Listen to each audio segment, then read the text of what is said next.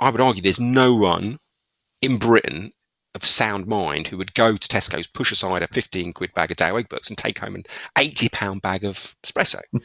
It'd feel ridiculous. Yeah. But you put that coffee stuff into pods. Crucially, a pod gives you a cup-size serving. Once people think of the comparison set for pods of coffee, for cups of coffee, suddenly it's Starbucks. And because Starbucks charge £4 for a flat white, the 80 pence that Nespresso want for a pod of Lungo coffee looks amazingly good value. Yeah. 80 pence for the pod, £80 for the bag. It's the same per gram price. But because you have subtly shifted the mental comparison set, you have radically changed people's willingness to pay. So every brand, I think, could apply this principle.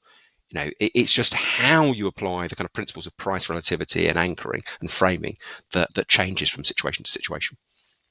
Absolutely. And I did want to ask you, and we're going to run out of time, but I did want to ask you a couple more questions. One was like in the space of kind of what I call like grudge purchases, right? And I think, like in the space of insurance, where people don't want to make the purchase, and they have to make it infrequently and there's no joy.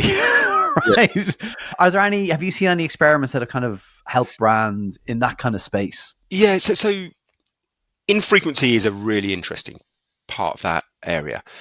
There was an English economist called Ken Binmore, and when behavioural economics, which I would say is a subset of behavioural science, when that came to the fore, the work of Kahneman, Tversky, Thaler, he famously said, okay, this stuff, these quirks of human nature, they might be relevant when people are buying cans of Coke or bags of crisps, but when you are buying annual insurance or a car or a house, they're not going to work because people have a vested interest to think things through strongly.